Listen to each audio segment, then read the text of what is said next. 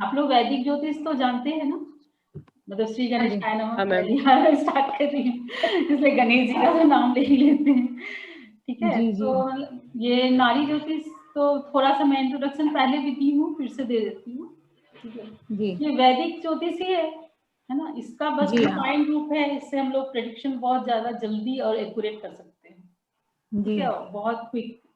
और वैदिक ज्योतिष में जैसे हम लोग समझिए कि एक कॉलोनी में पहुंचे हैं और अंदर तक नहीं पहुंच पा रहे कि अभी हमारे साथ क्या हो रहा है, पर नारी ज्योतिष में पता चल जाता है कि हो क्या रहा है, इवन झगड़ा कुछ भी है सब समझ में आ जाता है। तो नारी ज्योतिष मैं पहले ही बता चुकी हूँ कि अयनांश इसका 291 AD लेते हैं, जबकि अभी हम लोग केपी लाहिरी के हिसाब से 285 लेते हैं, तो 6 मिनट का अंतर है। मैं नोट्स भी भेज दूंगी PDF जी। और उसके अलावा इसमें हम लोग निर्यन भाव चलित से ही देखते हैं भाव। नारी ज्योतिष में ज्यादातर हम लोगों का जितना भी ज्योतिष है वो भाव पर आधारित है कि ये ग्रह कौन कौन से भाव का फल दे रहा है, ठीक है। और उसके कॉम्बिनेशन भी, मतलब कोई भी इवेंट है, कोई भी घटना है, वो एक भाव नहीं देता है, कॉम्बिनेशन ऑफ भाव मिलके एक घटना को देते हैं। जैसे शादी हुआ, बच्चा हुआ, झगड़ा हुआ, कुछ भी है, कोई भी इवेंट है, अच्छे या बुरे, कोई एक भाव उसको नहीं देता है, मल्टीपल भाव, कम से कम 3-4 भाव उसको मिलाकर एक इवेंट को करते हैं जी। और इसमें हम लोगों को ये ध्यान देना पड़ता है कि भाव के कॉम्बिनेशन। दूसरा हमको ये ध्यान देना पड़ता है कि ग्रह की अपनी क्वालिटी क्या है, उसकी प्रकृति क्या है, उसके हिसाब से भी सारे ग्रह काम करते हैं। अब जैसे सूर्य का काम कैसा है, उसका किस चीज पर अधिकार है, ठीक है। अगर शरीर पर ले तो सूर्य का अधिकार आपके हेयर पर है, स्कल जितने बोन है, हार्ट पे है, पेट पर है ना, पेट के पार्ट पर है, जो पाचन क्रिया होती है उसके ऊपर है। अगर आपका सूर्य खराब है तो सबसे पहले इस तरह, और हम लोग देखेंगे बाद में, ठीक है। मान लीजिए सूर्य खराब है तो सबसे पहले देखेंगे कि वो किस किस भाव को बता रहा है हमारे, ठीक है। और उस भाव के आधार पर हम लोग समझेंगे कि अच्छा इससे संबंधित, जैसे सूर्य खराब है तो वो बोन की बीमारी देगा। अब वो किस भाव में सूर्य का दिखा रहा है कि हमारी कुंडली में भाव किस भाव में, मान लीजिए छठे भाव में सूर्य है और खराब है, 8-12 का दे रहा है, तो इसका नहीं कमर की हड्डी में हमें दर्द होगा, ठीक है। 5-8-12 दे रहा है तो पेट से संबंधित प्रॉब्लम देगा सूर्य की अवस्था में, ठीक है। तो अगर उसमें 1 आ गया, 1 मतलब पूरी बॉडी भी हो गया और स्कल और ब्रेन जैसा भी हो गया, ठीक है, उससे संबंधित। इसी तरह सभी ग्रहों का सबसे पहले हम देखेंगे इसके गुण क्या है, इसकी प्रकृति क्या है, ठीक है, इसका अधिकार किन किन चीजों पर है, इसका स्वभाव कैसा है, और फिर देखेंगे कि ये किस किस भाव को बता रहा है। तो लोगों को देखना है कि हम लोग सबसे पहले इसमें हम लोग पंचांग दिया हुआ रहता है इसका, जैसे एस्ट्रोसेस भी रहता है, स्टार वन अगर आप लैपटॉप पे खोले या हॉरोस्कोप में भी रहता है, उससे हम लोगों को ज्यादा मेहनत करने की जरूरत नहीं, वहां सब आपको मिल जाता है, ठीक है। नारी ज्योतिष का चार्ट भी मिल जाता है, पहले भी मैं बता चुकी हूँ, तो नारी चार्ट भी वहां मिल जाता है। तो इसमें होता है कि जितने भी ग्रह हैं वो किस भाव को रिप्रेजेंट कर रहे हैं और कहाँ पर बैठे हैं, ये हम लोग लग्न कुंडली से नहीं देखेंगे, ये हम लोग निर्यन भाव चलित कुंडली से देखेंगे। जो भी भाव है वो हम लोग भाव चलित से देखेंगे। और राहु केतु का हम लोग दोनों से देखेंगे कि राहु केतु लग्न कुंडली में कहाँ पर स्थित है, उसको कौन से ग्रह देख रहे हैं, किसके साथ युति है, और फिर उसका भाव में देखेंगे कि वो किस ग्रह का, मतलब जिस ग्रह के साथ उसकी युति है, जिस राशि में वो बैठा है, उसके भाव को फिर हम लोग देखेंगे कि है, ठीक है, या जिस ग्रह की दृष्टि पड़ रही है। तो इस तरह से नाड़ी चार्ट तैयार हो जाएगी, जो मैं सिखाऊंगी बाद जी। और इसी तरह से हम लोग घटना का, इवेंट का लेंगे, महादशा, दशा और सूक्ष्म दशा, प्राण दशा के आधार पर, ठीक है। कब होगा, मान लो कोई इवेंट महादशा निगेट कर रहा है, जैसे महादशा बोल रहे हैं कि आपका अभी जॉब नहीं है तो बहुत मुश्किल है जॉब लगना, या बोल रहा है कि अभी आपकी शादी नहीं है तो शादी भी होना मुश्किल है, सबसे स्ट्रॉन्ग जो है किसी इवेंट को कोई बताता है तो वो महादशा, ठीक है। अगर महादशा बोल रहे कि हाँ हो सकता है ये काम, तो फिर आपको अंतरदशा देखनी होगी, कौन से अंतरदशा,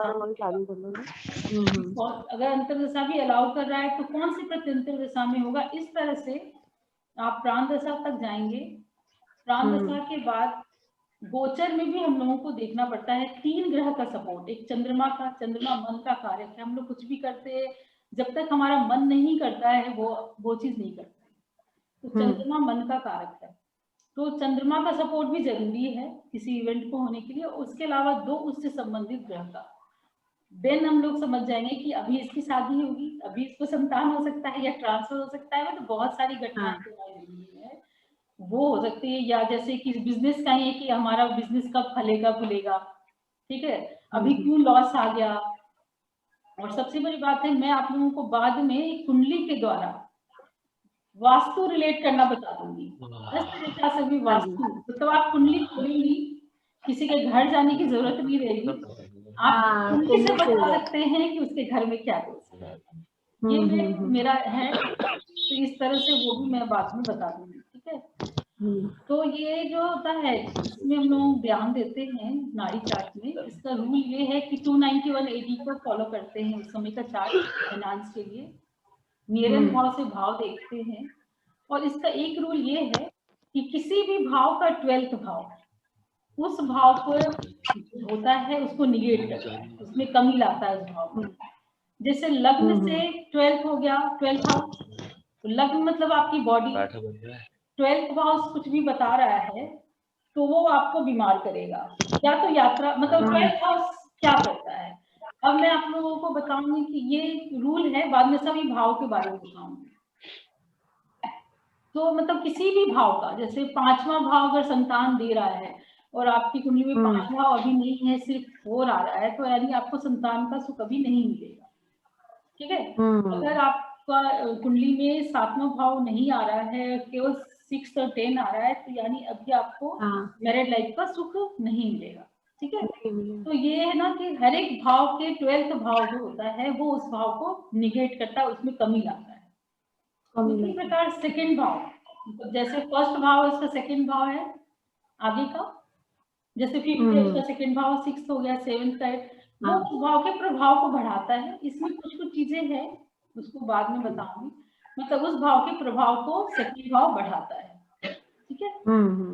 जैसे शिक्षा है 4 से देखते हैं, तो शिक्षा में किसी चीज में स्किल्ड हम होंगे, उससे 5 को देख लेते हैं, ठीक है। तो अब मैं जैसे थोड़ा सा ये हो गया, अब मैं थोड़ा सा ग्रह तो आप लोग जानते ही, फिर भी मैं थोड़ा सा ग्रह के बारे में बता देती हूँ। मैं 12 ग्रहों के बारे में बताऊंगी, ठीक है। जैसे सूर्य का क्या काम है, सूर्य से आप लोग पूरा जानते ही है, राहु केतु तक, है ना। जनरली आप लोगों को पता ही है कि राहु केतु तक क्या है, सूर्य से लेकर राहु केतु तक।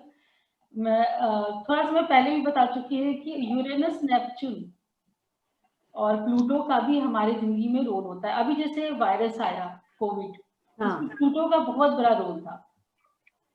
प्लूटो और नेपच्यून और यूरेनस जो है वो मास को डिनोट करता है, मतलब आप पूरे एक साथ कई समूह में इसका असर होता है। इसका ये कोई नई खोज नहीं है, हमारे वेदों में भी इसका वर्णन है। प्लूटो को हम लोग यम मानते हैं, यानी पाताल लोक के देवता, ठीक है ना। और वरुण को हम लोग नेपच्यून बोलते हैं, इसको समुद्र के देवता, ठीक है। तो ये ऑलरेडी ये सब है ही हमारे वेदों में पहले ही से था। और अरुण के बारे में ये कोई नई खोज नहीं है, वेदों से ही हमारे यहाँ जो कि यम के देवता, समुद्र के देवता के रूप में इनका वर्णन है। यूरेनस मतलब कि एक नया खोज, नया आविष्कार, आंदोलन, ठीक है। तो प्लूटो क्या करता है, ये आतंकवादी घटना, हिंसा, मास में लोगों को मारना, मतलब जैसे क्या हुआ अभी कोविड-19 पे ही थोड़ा चर्चा कर लेते हैं कि प्लूटो, केतु और इसका हो गया कॉम्बिनेशन गुरु शनि का, ठीक है। नवंबर महीने में इनकी युति हो गई। प्लूटो मास को करता है, ठीक है। और इन लोग सब जो है सूर्य का फल दे रहे थे, सबके सब। आप नक्षत्र में जाएंगी ना तो ये सबके सब सूर्य का फल दे रहे थे। सूर्य मेडिकल बताता है, मेडिकल लाइन, औषधि, इन सबको बताता है, और या गवर्नमेंट आप समझिए।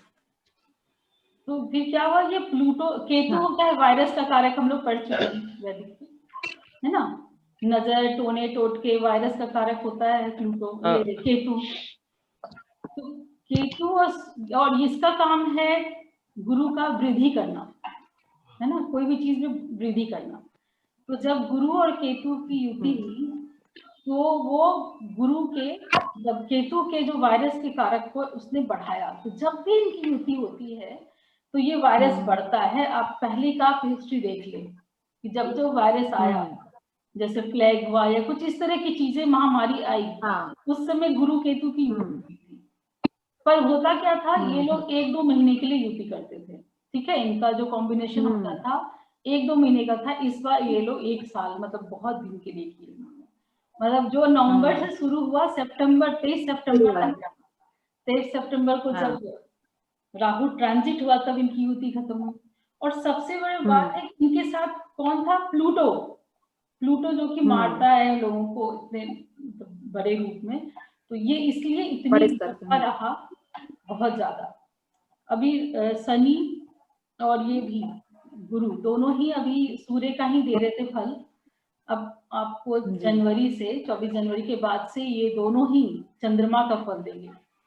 तो वैक्सीन आना ही है, आप लोग सबको पता है कि आ ही जाएगा वैक्सीन, और वो चंद्रमा वैक्सीन लिक्विड रूप में ही होता है, ठीक है। तो वैक्सीन आना ही है 24 जनवरी के बाद से, और इसमें कमी अप्रैल से होती चली जाएगी, ठीक है। तो 23 सितंबर तक तो काफी पीक था, उसमें थोड़ी कमी आई है, आई है। तो और तो ये कारण देखिए हम लोग कैसे, मतलब समूह के रूप में प्लूटो, नेपच्यून और यूरेनस को हम लोग देख सकते हैं। और इनकी गति बहुत धीमी होती है, एक में 18 साल 17 साल ऐसे रहते हैं, 7 वर्ष, वो मैं भेज दूंगी, आप लोग पढ़ लीजिएगा, ठीक है। अब जैसे इन लोगों का गुण कैसा है, राहु केतु, राहु केतु सूर्य शनि, ये अपना काम ज्यादा पावरफुल वे में कर पाते हैं। जितना पावरफुल में मंगल, गुरु और ये सब नहीं कर पाएंगे। ये जो मेलेफिक ग्रह हैं, जो कि खराब ग्रह हैं, ये अपना काम बहुत स्ट्रांगली करते हैं। मतलब अगर खराब चीज करना है ना, तो ये ज्यादा पावरफुल, ठीक है। अगर इनको अच्छा करना है तो ये ज्यादा पावरफुल रहेंगे चंद्रमा, बुध और शुक्र की अपेक्षा, ठीक है। ये बुरा आप देखेंगे कि किसी की राहु आ गई और थोड़ा सा भी करे परेशान है अपनी जिंदगी में, तो राहु के उसमें तो राहु के उसमें बहुत परेशान रहेगा। वही गुरु अगर आपको आपका खराब है, उतना आप परेशान नहीं होंगे जितना कि राहु, केतु और शनि के महादशा में हो सकते हैं। उसके अंदर कोई भी दशा हो, महादशा, अंतरदशा, प्रत्यंतरदशा, कोई भी दशा हो, उसमें आप ज्यादा परेशान होते हैं, क्योंकि ये मेलेफिक ही वैसा है, ये स्ट्रांगली इस चीज को प्रेजेंट करते हैं। जैसे बुध की महादशा है, आपको परेशानी लिखा है कि है होना है, लेकिन बुध आपको ज्यादा परेशान होता है जितना कि ये उनका स्वाभाविक गुण भी है। किसी भी नंबर से नहीं, मान लीजिए किसी को आप देखेंगे सेपरेट होने का चांस आ रहा है, कि सेपरेट हो सकता है अपने जॉब के स्थान से, अपने घर के स्थान से, मतलब उसको कहीं जाने की है, तो सेपरेट किसमें होता है, यही राकेश तो बोलते हैं, राहु केतु शनि की अवस्था में तो स्ट्रांगली आप सेपरेट होंगे, ठीक है। और किसी में कुछ अच्छा होके सेपरेट, मतलब इनमें आप बुरा होके सेपरेट होंगे, और अच्छे ग्रह की दशा में कुछ अच्छा होते हुए भी सेपरेट होंगे, तो उतना ज्यादा इफेक्ट उसका नहीं पड़ेगा, ठीक है। और जितने भी ग्रह हैं, राशि हैं, इन सब का शरीर पर अधिकार है, किसी ना किसी अधिकार है, तो उससे संबंधित हम रोग आसानी से समझ सकते हैं, ठीक है। अब जैसे इनकी जो प्रकृति है, अगर कोई आपसे पूछ रहा है कि मुझे किस लाइन में जाना है जॉब का कॉम्बिनेशन तो उतना है ही, पर इनके गुण को भी हमको समझना पड़ेगा कि ये ग्रह जो है वो किस किस चीजों पे इनका अधिकार है, तो ये किस चीजों को ये बताते हैं कि कैसे हो सकता है, नहीं हो सकता है। मंगल की महादशा पर्टिकुलर हम लोग मंगल से रिलेटेड काम ही कर सकते हैं, है ना। अगर मंगल की महादशा चल रही है, अंतर्दशा या प्रत्यंतरदशा, हम कोई जॉब व्यवसाय शुरू कर रहे हैं, तो मंगल से रिलेटेड चीजें ही हमें फायदा करेगी, अगर वो 10वें और 11वें भाव को बता रहा है, ठीक है। इस तरह से अब मैं थोड़ा सा ग्रहों का, आप लोग जानते हैं तो क्या राशि भाव के बारे में, क्यों ऋतु, ग्रह राशि फिर से बता दें? मैम सुनाई दे रहा है ऋतु को? नहीं मैम, रहने दीजिए, रहने देना, ग्रह तो जानती हो, राशि है ना। हाँ मैम, हाँ, ग्रह राशि तो हम एक बार और पढ़ लेंगे, आज रिवीजन कर लेंगे उसका। हाँ, नहीं बोलोगे तो मैं एक एक लाइन बता भी दूंगी। अब हम लोगों को ये समझना है कि कौन सा भाव किस चीज के लिए होता है, ये बहुत इंपॉर्टेंट है, क्योंकि जो नाड़ी ज्योतिष है ये पूरी की पूरी भाव पर ही आधारित है। तो बिना भाव को समझे हम उस प्रेडिक्शन कर ही नहीं सकते हैं, ठीक है। वन यहाँ पर क्या है, वन भाव का मतलब क्या हुआ, पहले भाव का मतलब हुआ, पहला भाव आप शरीर के हिसाब से लेंगे तो पूरी बॉडी होगी, स्वयं आप खुद हो गए, ठीक है। हेड हो गया आपका, ब्रेन हो गया, स्कल हो गया, हेयर हो गया, ठीक है। आप क्या सोचते हैं, और ये स्वयं है तो ये ईगो भी है, मतलब मैं हो गया ना इसमें, ठीक है। और अब इसको जॉब के सेंस में लेंगे तो आप कैसा जॉब करेंगे, अगर वन है तो बॉडी से रिलेटेड आप जॉब करेंगे, या तो आप बॉडी के लिए कपड़ा सिलेंगे, बुटीक, ठीक है, या आप ये भी ब्यूटिशियन का जो होता है पार्लर वाला काम वो भी कर सकते हैं, मेडिकल लाइन में भी जा सकते हैं, या कोई बहुत बड़े हाईएस्ट पोस्ट पे जा सकते हैं, जैसे लीडरशिप वगैरह होगा, जहाँ पर मैं है, मैं यानी लग्न बॉडी, ठीक है। तो ये वन, ये भाव का मतलब यही। सेकेंड भाव जो होता है टू, सेकेंड भाव होता है अर्जित ज्ञान, ठीक है। जो भी ज्ञान हम लोग अर्जित करते हैं उससे हम लोग कुछ धन कमा सकते हैं, ऐसी पॉसिबिलिटी रहती है, वो हो गया सेकेंड भाव। सेकेंड भाव हो गया अर्जित ज्ञान। कुटुंब, हमारे जो रिश्तेदार हैं वो सेकेंड भाव से। हमारी वाणी, वाणी जो होती है, कैसा हम बोल सकते हैं, क्या हमारी भाषा क्रूर हो सकती है, वाली हो सकती है, या अच्छी स्वीट हो सकती है, कैसी हमारी भाषा रहेगी उसका अधिकार सेकंड से रहता है। उसके अलावा कैसा हम भोजन करेंगे, ठीक है। और हमारे पास सेकंड भाव बहुत इंपॉर्टेंट रोल है, क्योंकि ये धन का है, जमा होने का। एक होता है कमा रहे हैं, खर्च कर रहे हैं, ठीक है, और कमाई का साधन क्या है, पर सेकंड भाव होता है जमा करने का, यानी आपके पास धन कैसा जमा होगा, ठीक है, कि क्या हम लोग करेंगे, कहाँ इन्वेस्ट करेंगे, तो हमारा धन कैसे जमा होगा, इसका हम लोग सेकंड भाव से समझेंगे, ठीक है। तो सेकंड भाव बहुत इंपॉर्टेंट है। बिना, अब जैसे मान लो शादी में अकेला एक इंसान शादी नहीं कर सकता, उसको किसी से करना ही होगा, दूसरे से, दो लोग मिलकर करेंगे, तो सेकंड भाव होगा। संतान भी कोई, संतान में भी परिवार बढ़ रहा है, इसलिए दूसरे भाव का बहुत ज्यादा रोल है। हर एक चीजों में सेकंड भाव का बहुत ज्यादा रोल है, बहुत कम चीजें जिसमें फर्स्ट का है, सेकंड भाव बहुत इंपॉर्टेंट रोल अदा करता है, ठीक है। आ रही बात समझ में ऋतु, निकिता, ठीक है। तो कोई भी जैसे धन कैसा, ऐसा धन जिसको हम लोग बेच के कुछ अर्जित कर सके, जैसे मूवेबल, सोना चांदी, बॉन्ड, इसी तरह का बॉन्ड हो गया, सोना चांदी हो गया, कैश मनी हो गया, सेकंड भाव से देखते हैं। थर्ड भाव होता है हमारे छोटे, जो जस्ट हमें छोटे भाई बहन का, अगर वहां पर कोई स्त्रीलिंग राशि है या ग्रह है तो बहन हुई, और पुल्लिंग राशि है और तो है ना, जैसे गुरु हो गया, सूर्य मंगल, ये पुरुष वर्ग को बताता है, तो वो भाई हो गया। तो थर्ड भाव से हम लोग अपने भाई बहन के बारे में भी जानेंगे, यात्रा के बारे में भी जानेंगे, क्योंकि ये फोर्थ का 12 हुआ, फोर्थ का 12 हुआ, तो घर, यात्रा मीन्स कि आप घर से दूर जा रहे हैं, ठीक है, यात्रा भी जानेंगे। शरीर में ये कंधे, मतलब बाह, गला, गर्दन, चेस्ट का जो फेफड़ा होता है वो, वाणी आपकी कैसी है, मतलब कम्युनिकेट आप किसी को कैसे कर रहे हैं, अपनी बात किस तरह से दूसरे को पहुंचा रहे हैं। अब मान लीजिए हम लोग कोई कंसल्टेंसी दे रहे हैं किसी तरह की, जैसे मैं ही दे रही हूँ, अगर हमारा कम्युनिकेशन अच्छा नहीं रहेगा तो नहीं, ठीक है, तो उससे कम्युनिकेशन पता चलता है। और तो जितने भी प्रोफेशन है जिनमें की वाणी का, संचार का है रोल, उसको हम लोग देखेंगे थर्ड हाउस से। जैसे आईटी सेक्टर हो गया, कंप्यूटर साइंस, जर्नलिज्म हो गया, यात्रा हो गई किसी तरह की, कंप्यूटर साइंस की शिक्षा हो गई। और अगर आप डॉक्टर हैं तो गले कान ENT स्पेशलिस्ट हैं, अगर उससे रिलेटेड है ना। अगर आप रेस्टोरेंट खोलना चाह रहे हैं तो आपको सेकंड भाव का होना अच्छा जरूरी है, ठीक है। तो इस तरह से सेकंड थर्ड मतलब यात्रा, कम्युनिकेशन, संचार, कंधा, गला, बांह, ठीक है, और छोटा भाई बहन, ये हम लोग भाव को समझना बहुत ज्यादा जरूरी है। और जैसे वैकल भी, क्योंकि वो भी चलता है ना, छोटे वैकल वो भी उसी में आते हैं थर्ड में भी। जैसे अगर आपको पूछना है कि मुहूर्त निकालने में भी इसका काम आता है। जैसे हमारा मुहूर्त अलग तरह से भी होता है, जैसे हम लोग वैदिक में सीखे, उसके अलावा इसका भी अपना तरीका होता है। ज्यादा सेट अच्छा रहता है ये वाला तरीका, इससे मुहूर्त निकालते हैं। तो हम लोगों को जैसे कोई गाड़ी खरीदनी है तो उसमें 3 का आना जरूरी है। अगर 4 आएगा तो वैसी गाड़ी हम लोग हो जाएगी, रखी रह जाएगी।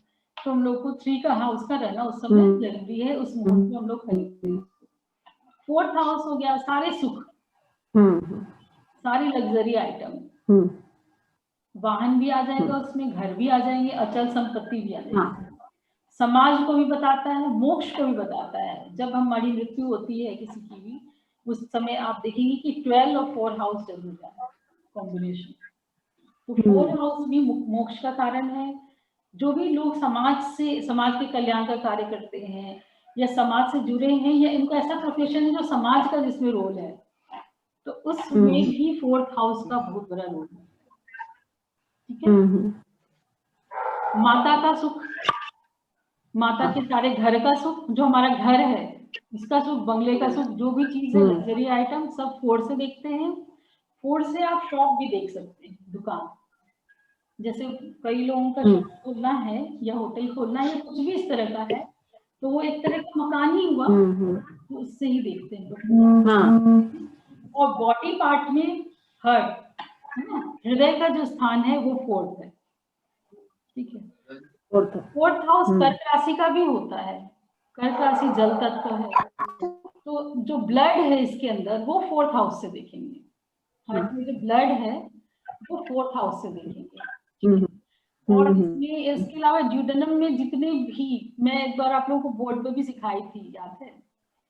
तो ड्यूडेनम में जो एंजाइम्स आपके मिलते हैं वो सारे 4th हाउस, ठीक है। जैसे लीवर से आने वाले हुए हो गए, पेंक्रियाज से आने वाले जूस हो गए, तो जितने भी जूस वहां पे मिलते हैं एंजाइम्स, वो सब हम लोग 4th हाउस से ही उसको जैसे बताने के लिए क्यों काम आता है, किसको क्या बीमारी होगी, ठीक है, उसमें ये काम आता है। ये सारी चीजें काम आती है उसमें। और 4th हाउस आपका क्लियर हो गया आप लोगों का। उसी तरह से 5th हाउस, 5th हाउस पेट होता है, क्योंकि सिंह राशि भी उसका रिप्रेजेंट करता है। जब आपका सिंह खराब है तो पेट की भी प्रॉब्लम हो सकती है, तो जैसे पाचन क्रिया हुआ।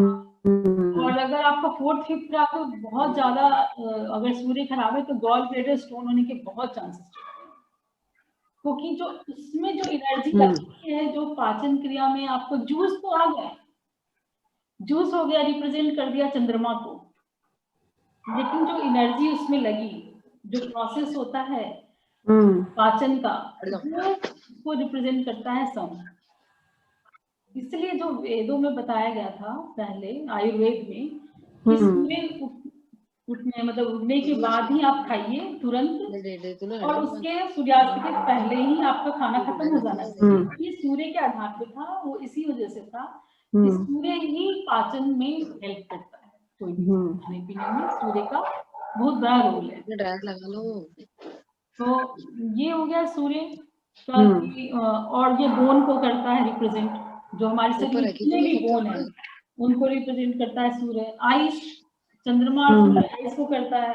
तो 5th हाउस चूंकि सूर्य का है तो ये पेट, बोन, आइस सबको रिप्रेजेंट करेगा 5th हाउस, ठीक है। संतान का तो 5th हाउस संतान का भी है, ठीक है। तो संतान का हो गया, और इसमें प्रेम का भी होता है 5th हाउस। प्रेम आप किसी से भी कर सकते हैं, संतान से, किसी से भी कर सकते हैं, अपने ईश्वर से, ईश्वर से कर सकते हैं, किसी से भी, जो भी प्रेम है उसका संबंध फिक्स हाउस, इसीलिए इसको लक्ष्मी स्थान बोला गया है। क्योंकि हमारे जो इष्ट हैं, हमारे जो देवता हैं, जिसके प्रति हमको बहुत ज्यादा लगाव होता है, उनका विश्वास होता है, वो हम लोग फिफ्थ नाइन से ही देखते हैं। कारक हो गए कमर, पेट का कारक, कमर नहीं थोड़ा सा ऊपरी हिस्सा, मतलब पीठ हुआ,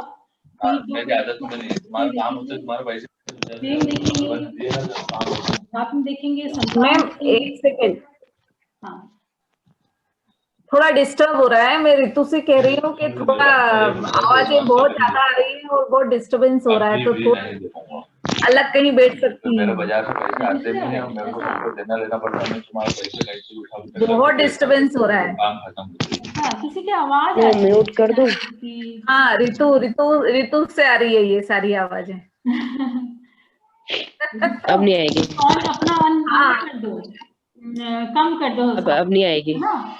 ठीक है। हाँ। मेरी आवाज क्लियर नहीं है? आपकी क्लियर है। ठीक है, आपकी हाँ व्यवस्थित आ रही है। दिख नहीं रही है क्या? मैं नहीं दिख रही हूँ? नहीं दिख रहे हो आप, दिख भी रहे हो, आवाज भी अच्छी आ रही, पर बीच में डिस्टरबेंस बहुत ज्यादा हो रहा था। अच्छा, मैं फिर से बोल देती हूँ फिफ्थ हाउस का।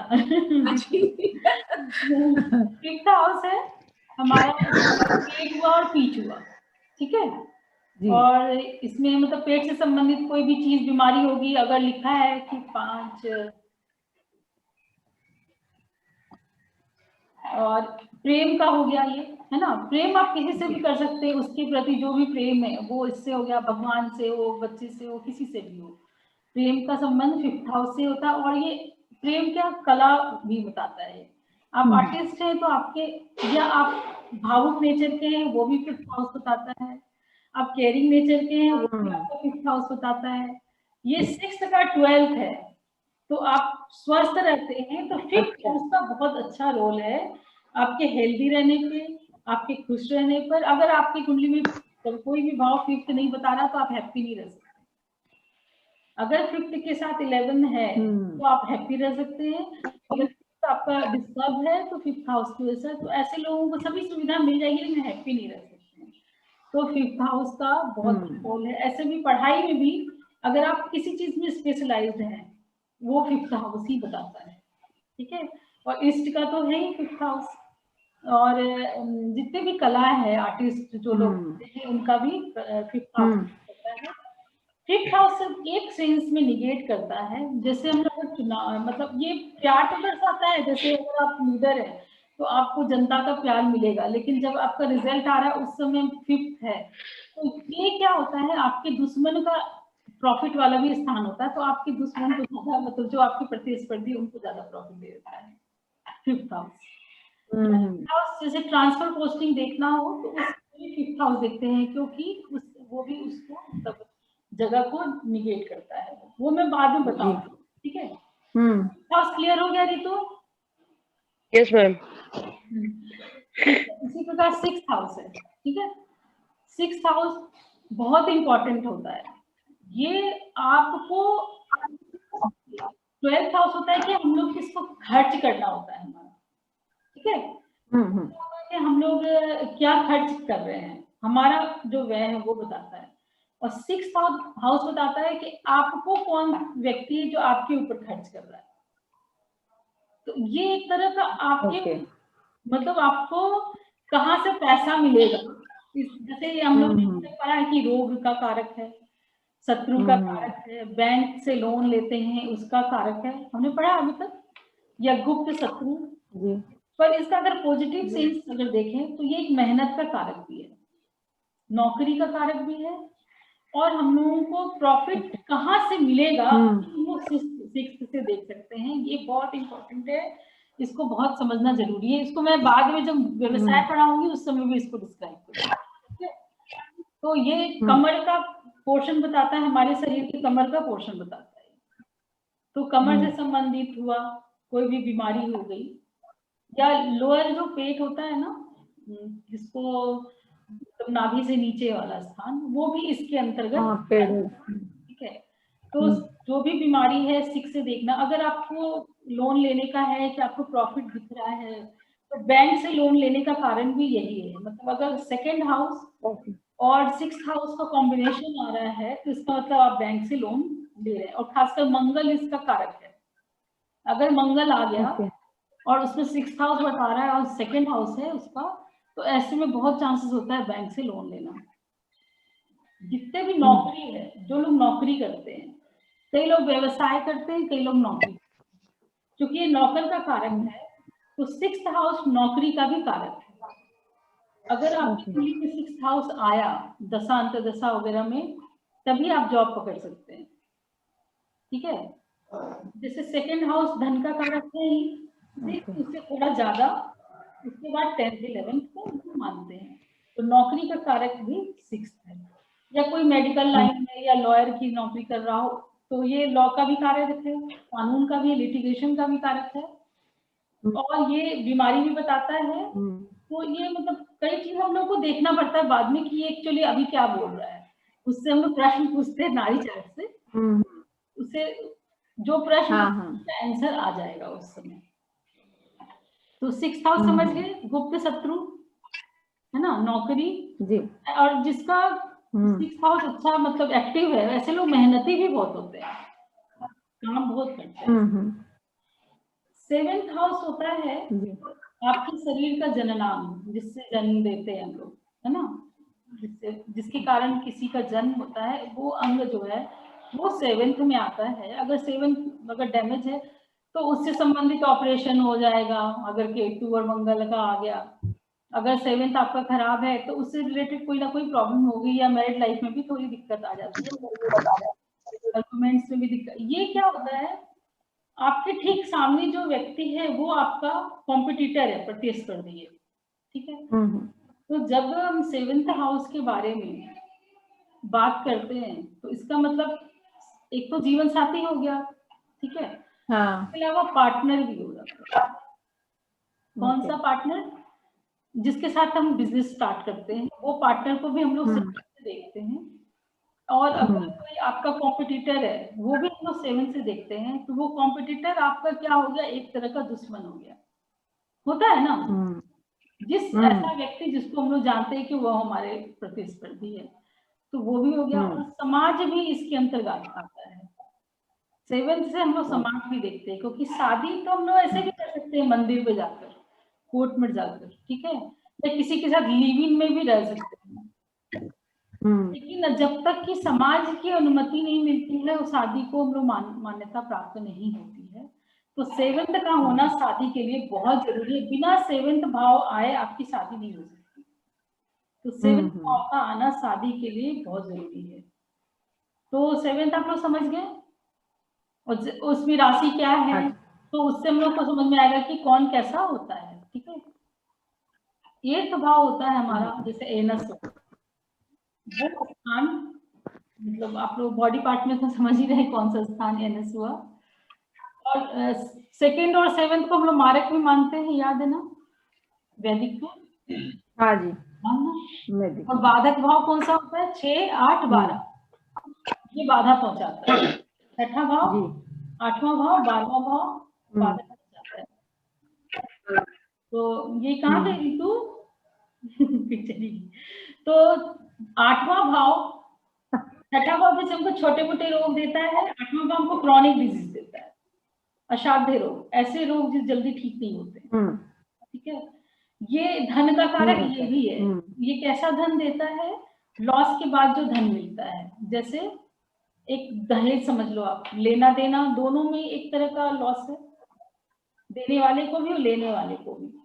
देने वाले को इस तरह से है कि उसको मुझे ताने मिल रही है, या उसको कुछ ना कुछ तो उससे होता है, उसके साइड इफेक्ट्स तो आते ही हैं। तो एक दहेज, इंश्योरेंस का पैसा, इंश्योरेंस तभी मिलता है जब हम कोई चीज का लॉस करते हैं, उसके बाद ही हमको। या पैतृक संपत्ति का कारक है, पैतृक संपत्ति हमको तभी मिलता है जब पिता या किसी का होता है तभी, या डिस्प्यूट्स का है। तो मतलब इसके साथ एक ऐसा पैसा आता है जिसके साथ अपमान जुड़ा हो, लॉस जुड़ा हो। अब जैसे कि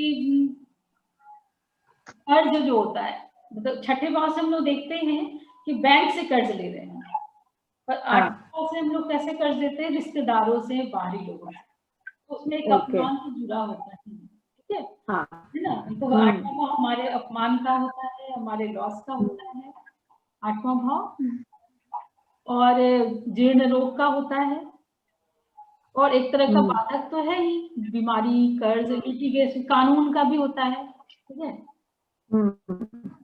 और रिश्तेदार में आप कह लो, जैसे हम लोग 5वें भाव से संतान का हो गया रिश्ता, 6ठे भाव से मामा का घर हो गया, ठीक है, 7वें से अपने मतलब पति का हो गया, और 8वें से हम लोग ससुराल को समझते हैं।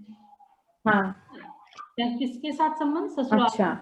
क्योंकि ये हमारे जीवन साथी के ससुराल का है, कुटुंब का स्थान है, तो वो 8वां घर है।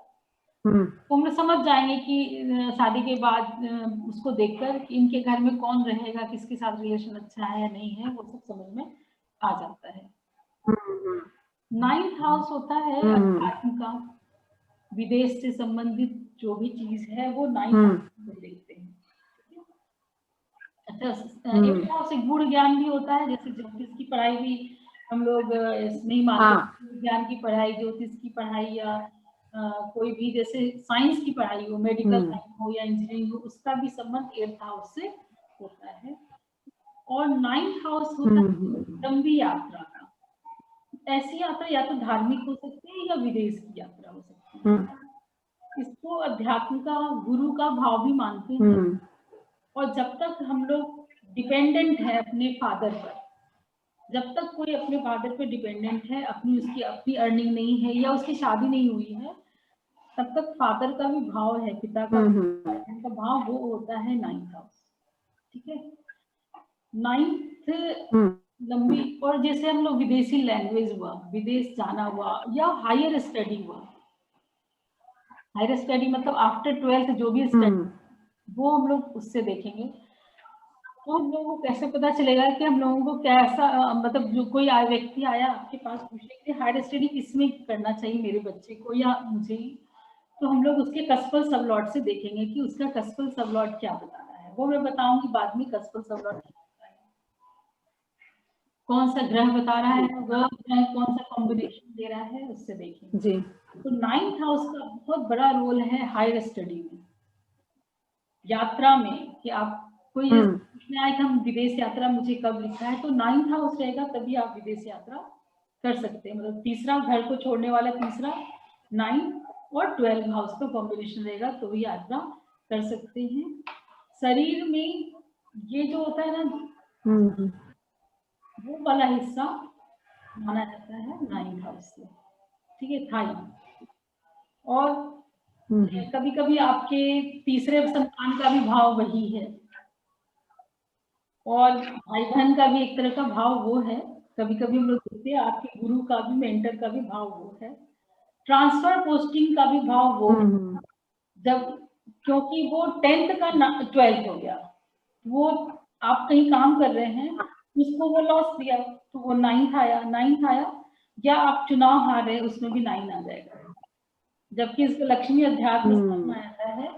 पर जैसे ट्रांसफर पोस्टिंग में भी 9 भाव आ जाएगा, या चंद्रमा वहां चला गया फिर आप यात्रा करेंगे, तो ये यात्रा भी बताता है, स्थान परिवर्तन यानी बताता है, ये जॉब चेंज भी बताता है। जैसे बहुत लोग स्किप करना चाहते हैं अपने जॉब को, चेंज करना चाहते हैं जॉब को, तो 9th हाउस उसमें बहुत ज्यादा एक्टिव रहता है, ठीक है।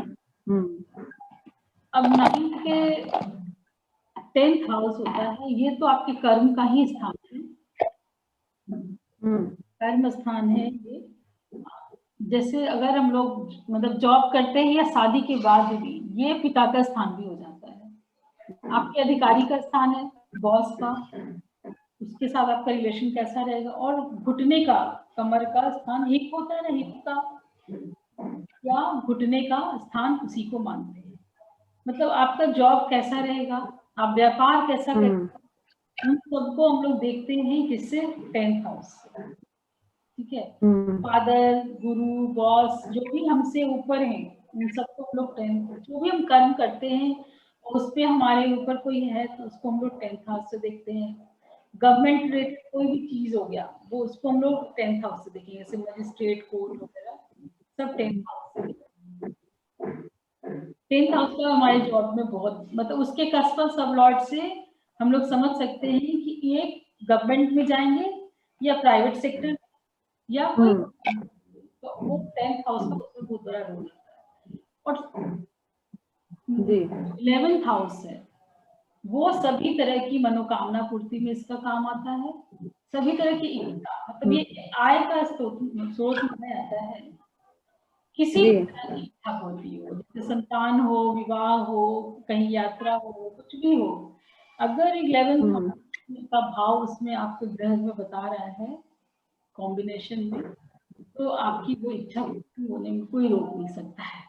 ये आपकी आमदनी को बताता है। जैसे 10वां भाव है, आप कर्म कर रहे हैं पर ये प्रॉफिट ज्यादा नहीं बताता है, लेकिन 11th है आपके भाव को दर्शा रहा है, तो आपको बहुत प्रॉफिट हो सकती है, आपको नाम मिल सकता है, सोसाइटी में आपका यश बढ़ सकता है, सभी तरह की मनोकामना की पूर्ति जो है 11th हाउस को मानते हैं।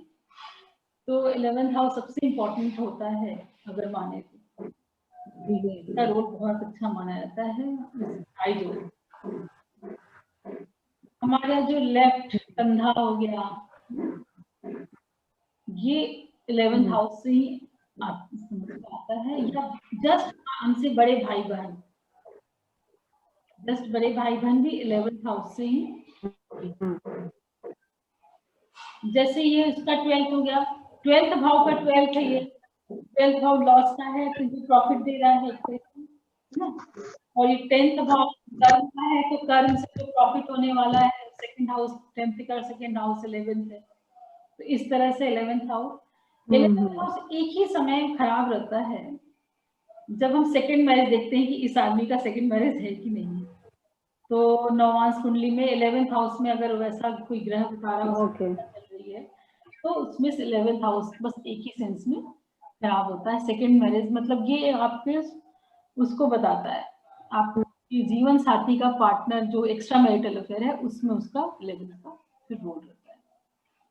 और 12th हाउस तो आपको पता ही है, दुश्मन वैसे दुश्मन जो छुपे हैं, गूढ़ विद्या जो छुपी हुई विद्या है जिसको डालते हैं वो हो गया, बहुत लंबी यात्रा,